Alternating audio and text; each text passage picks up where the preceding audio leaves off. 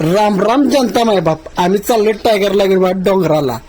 भारीच चाललंय एकदम एकच नंबर. न्यानो कडक बाग असं भरशेनं आम्ही गाडी पळवतोय आणि बोलता बोलता न्यानो मध्ये टायगर कसा आळस देतोय आणि नादच खोळा.